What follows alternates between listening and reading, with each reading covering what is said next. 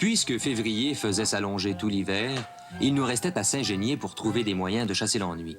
Mon père n'avait pas les moyens de nous offrir le ski dans les Laurentides. Et le petit Mont-Royal, sans monte-pente, avec son étroite cuvette, ses foules encombrantes d'amateurs embarrassants, ne nous attirait pas souvent. Un jour férié, une idée germa soudain. Une idée pour un tour à jouer, évidemment. Notre victime toute désignée fut nulle autre que Coco. Coco Laguerre, le faux vétéran de toutes les guerres, l'ahuri innocent et aliéné, Coco.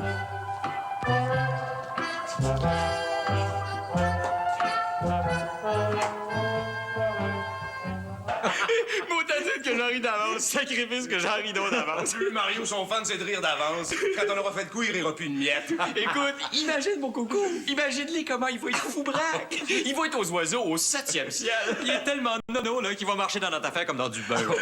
Vous êtes tellement sûr que ça va coller? Ben, notre redouteux, notre Saint-Thomas. Écoute, qu'est-ce qui l'intéresse, Coco le dopé, hein? C'est la guerre, l'armée, il en voit pas clair. C'est ça hantise, Simone. Il drille jour et nuit. Bon, quand un gars a une idée fixe dans ce genre-là, il voit plus clair. Il est prêt à croire n'importe qui, n'importe où, n'importe quand. C'est pas vrai, ça? Comme dirait le prédicateur à retraite, c'est l'aveuglement de la passion. On peut faire avaler n'importe quoi, fanatique de cette espèce-là. Il va tout avaler, tout gober. Je vous ai préparé chacun un beau verre de limonade sucrée. Hein? Je te croyais parti, maman. Tu m'as pas dit que tu sortais? Et pas encore, que mon directeur. Je trouve ça si beau de voir des amis réunis comme ça. Je sais que c'est rare. Je sais qu'il y en a beaucoup qui, à votre âge, l'âge difficile de l'adolescence, préfèrent traîner les rues, les salles de pool, les restaurants. Oui, je suis heureuse de vous voir ainsi, ensemble, jasant comme de vrais petits hommes. Servez-vous des cendriers, hein? Bon, eh bien, je m'en vais, Clément, là. Je m'en vais. Merci, maman. Voulez-vous des biscuits à menace? Des petits biscuits au thé? Je pense qu'il me reste des bonbons clairs. Oui, des petits poissons rouges à cannelle. Non? Vous n'avez pas faim? Bon.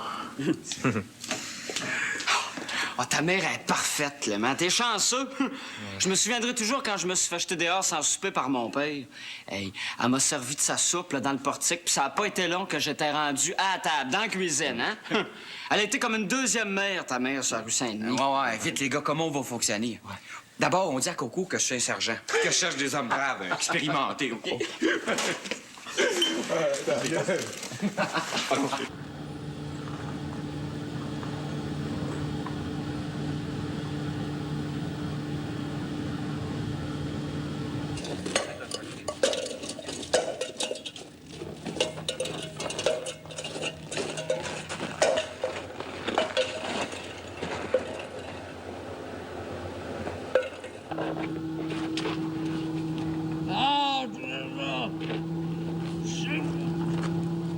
Si vous voulez, les gars, et pourriez dormir tranquille dans son palais, On cherche Coco Laguerre, Bozo. Vous l'auriez pas vu quelque part, hein?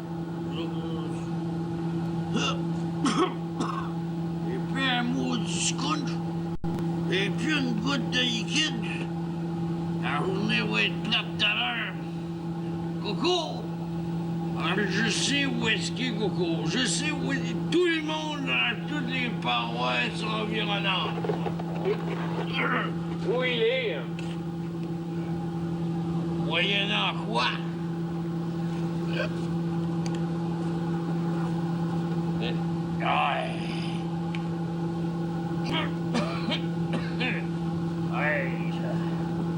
Ah, c'est une bonne méthode. Où est-ce qu'on peut le trouver? Si, celui-là, il est dans l'armée active, mais dans l'armée de réserve, le jeune. Laissez faire, puis dites-nous ce qui est Coco. Qu'est-ce que vous voulez à Coco le gazé? Il n'y a pas de temps à perdre, Bozo. C'est la chance de sa vie à Coco. C'est un sergent, ça. Ouais. Ben, donnez-moi un petit flasque, puis je vais vous dire où est-ce qu'il est, Coco. Hey, dis-moi, moi, tu travailles? Juste pour l'hiver, au fatigant, passe la moffe le matin, puis balaie 2-3 fois par jour. Ramasse les bouteilles et les papiers qui traînent. Tiens ça propre, pas plus. Ouais. Tu me garderais les bons scunchs, hein, Coco? Arrête. C'est payant, ton affaire. Oh, pire. Journée me donne 25 cents par jour. Mais,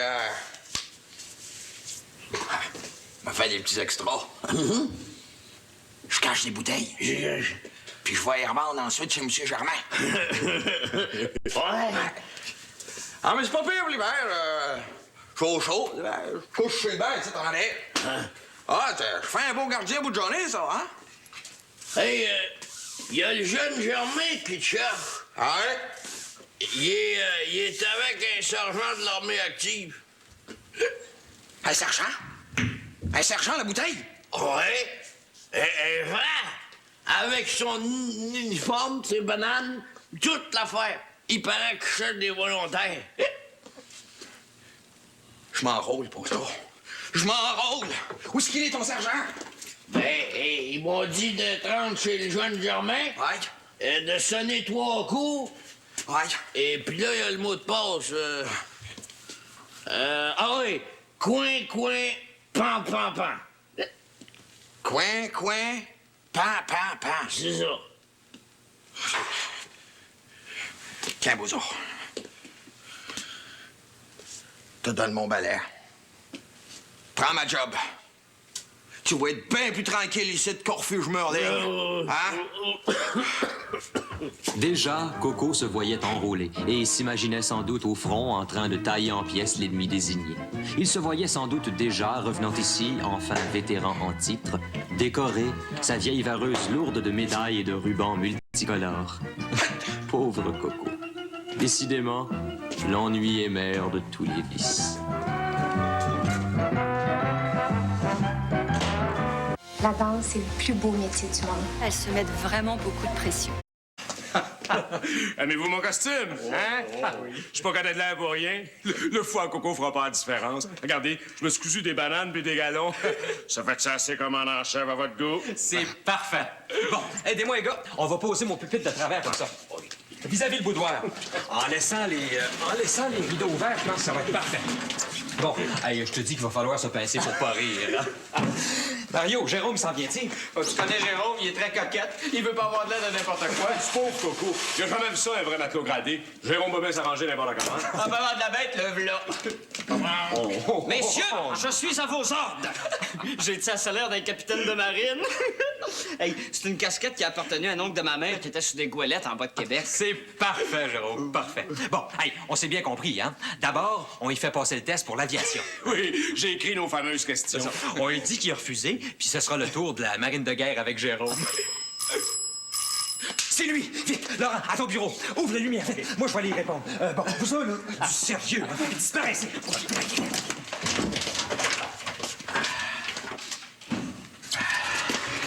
Bonjour, Coco. As-tu le mot de passe? C'est une réunion ultra secrète. Pan, coin. Non, c'est pas ça, Coco, tu l'as pas, peut-être. Coin, pan.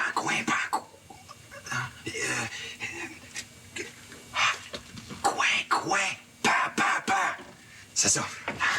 Rentre, Coco. Le ministère de l'Aviation stratégique va te recevoir en examen préliminaire.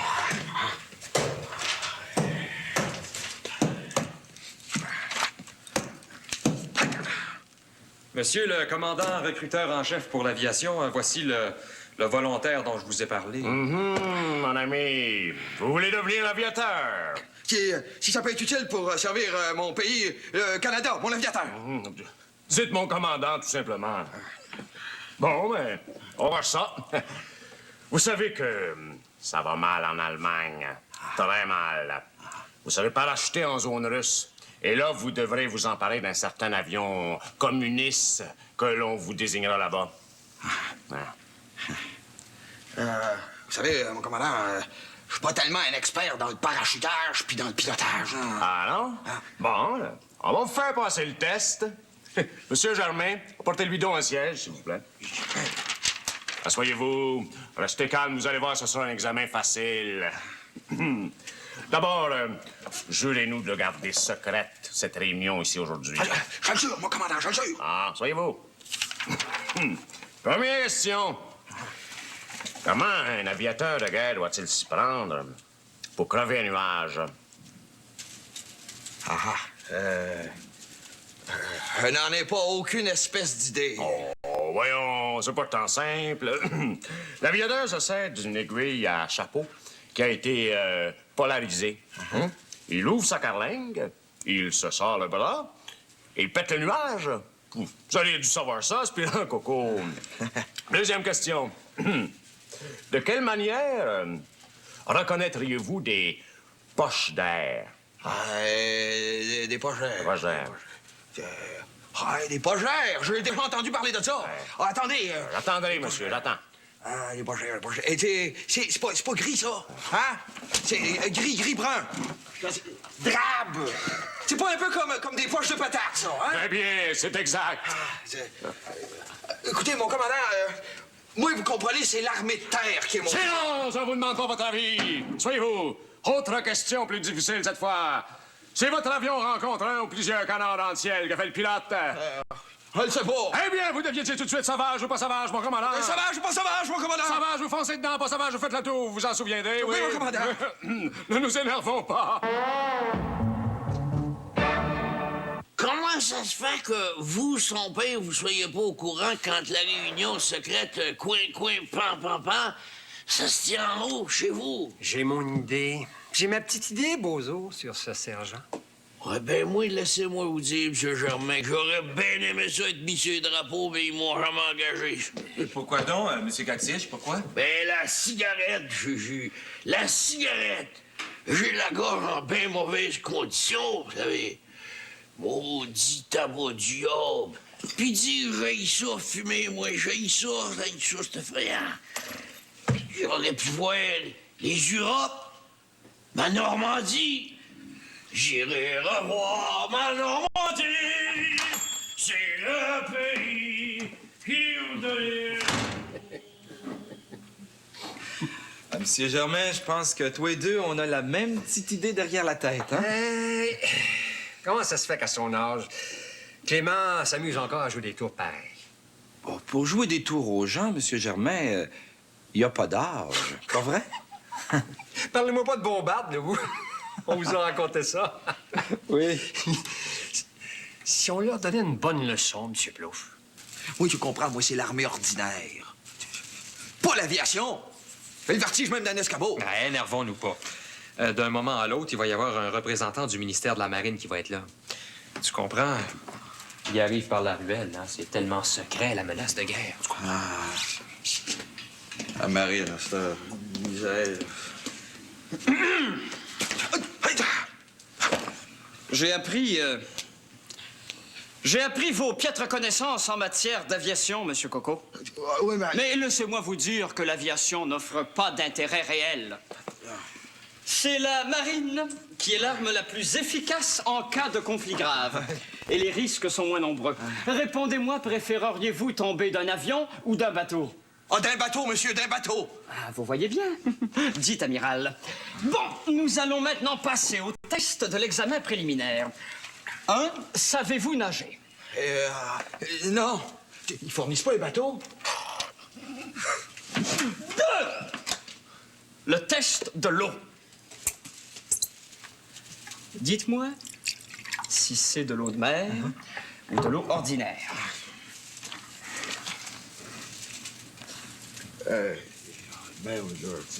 Alors, ça vient au dos sur de l'océan? Vite, Coco! Ils sont pressés, ce monde-là. Ils s'abardent en Allemagne, hein? Vite! Oh, c'est salé, ça, c'est salé. Ah, et alors? Ça, c'est de l'eau de mer. Je peux pas vous dire de quel océan, par exemple. La différence, ce serait quoi? Bien répondu, c'est de l'eau prise au milieu de l'Atlantique. Bravo, Monsieur Coco. Merci, amiral. Merci, hein? Qu'est-ce que ceci? Ça, c'est une rame. Non. C'est un aviron. Oh. Amiral, tenez. 0. Et qu'est-ce que cela? Ça, c'est un angle de bateau. Non. 0. C'est un ancre de chaloupe domestique. Écoutez, amiral, moi vous comprenez... Taisez-vous donc! Terre qui est mon fort. S'il vous plaît, faites-moi donc un nœud. Attention, un nœud marin. Un nœud de marin. C'est facile, très facile. Ça serait-il comme un nœud coulant, ça? Mais non, malheureux. Avec un nœud coulant, le mot le dit, vous coulez. Allez-y, nœud marin. Oui, bien sûr. Un nœud de marin. L'ennui est mère de tous les vices. Désœuvrés, sans moyens pour des loisirs organisés, nous devenions de jeunes veaux, un peu inconscients, prêts à abuser de la bonne foi d'un simple d'esprit. Mais Coco voulait tant aller en guerre, tellement qu'il était aveuglé et ne soupçonnait pas qu'il n'était plus qu'une marionnette manipulée par des garnements qui savaient bien peu de choses sur la guerre. Du lundi au jeudi, son univers est rempli de gens bien équilibrés. Hey, mon militaire! Pouvez-vous me dire si mon ami Coco y est engagé dans l'armée canadienne? Mais comment savez-vous ça? C'est top secret, mon brave. Oh oui, je sais. Coin, pan.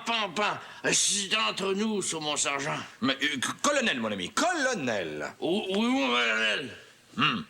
Pensez-vous que je pourrais être engagé, moi, malgré ma gorge infectée, comme balayeur?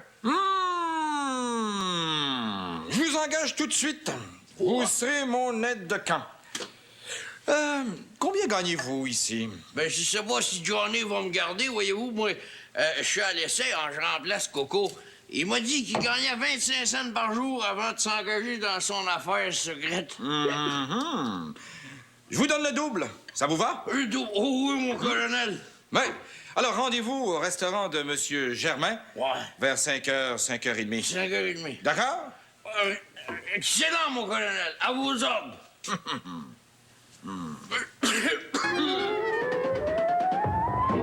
Vous êtes en campagne, à découvert. Un avion nazi plonge sur vous en rase-motte, prêt à cracher le feu de ses mitrailleuses. Good fit shit. Qu'est-ce que je fais?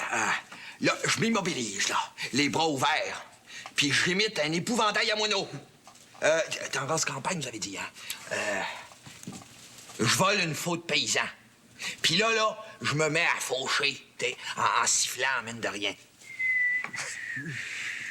Pas d'uniforme, hein, t'sais, en bras de chemise. Mais c'est très bien. Bravo, mon gaillard. Je vous félicite, Clément Germain. Vous m'avez présenté une recrue fine, intelligente, maligne. Il n'y a pas de quoi, mon maréchal. Eh bien, Coco Laguerre, vous êtes engagé.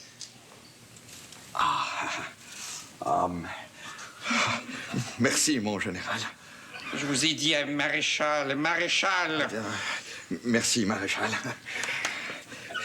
Que je t'avais dit, hein, moi, c'est l'armée de terre qui est mon fort, hein. Quand est-ce qu'on part pour l'Allemagne, mon maréchal? Vous en serez averti dès la fin de cet après-midi. Rendez-vous au restaurant du sous-sol, compris? N'oubliez pas le mot de passe. Non. Coin. Pan. Oh, c'est ma mère. Vite. Coco, cache-toi, hein. Oublie pas que c'est une réunion ultra top secret, hein. Cache-toi là, ici, en arrière, derrière les draperies, là. Vite. Chut! Vous autres disparaissez, vite!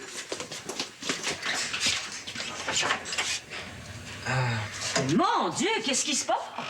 Vous vous embarrez maintenant? Seigneur! Pupitre de travers? Pratiquez-vous encore une de vos séances dramatiques, Clément? Non.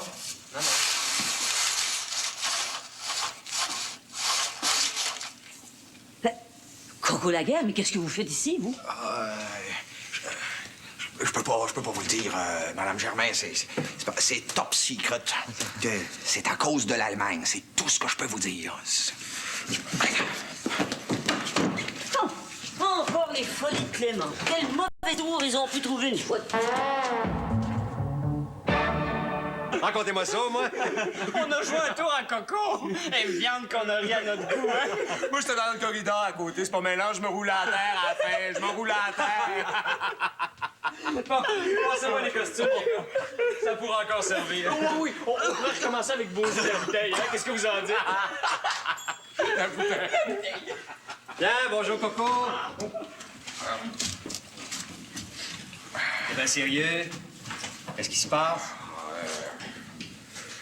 Je peux pas vous en parler, je dois attendre ici. C'est un ordre de mission. C'est secret. Mais maintenant, c'est fini la rigolade, hein? C'est tout ce que je peux vous dire. Allez, c'est justement lui que j'entendais.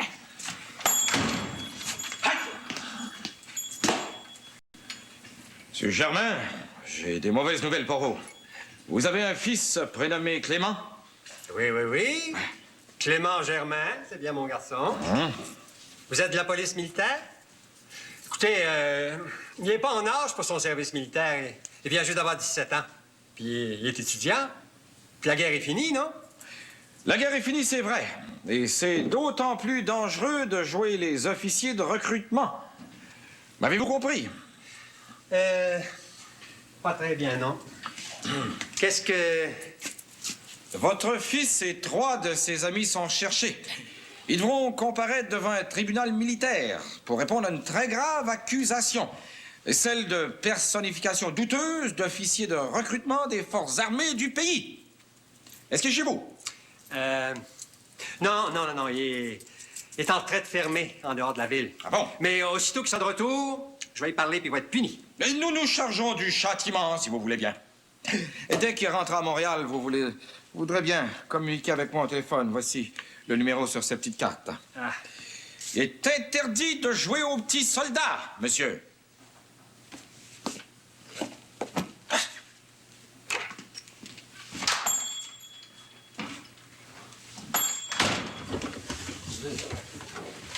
Nous autres, on voulait juste rire un peu, hein?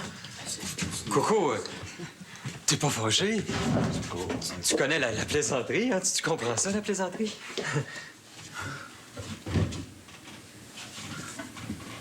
C'était la cruauté inconsciente d'enfants grandis qui s'ennuyaient quand février faisait durer trop longtemps l'hiver québécois. C'était la mauvaise plaisanterie sur le dos de l'innocent, la cruauté de la jeunesse insouciante.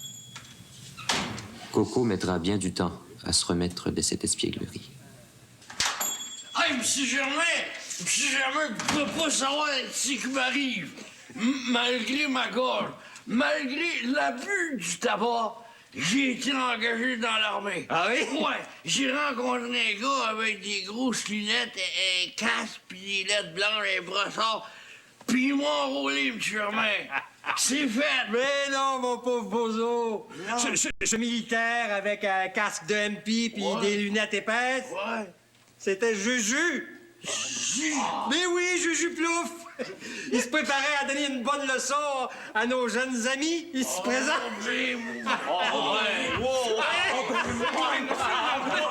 Ça n'a pas d'allure! Pas le droit.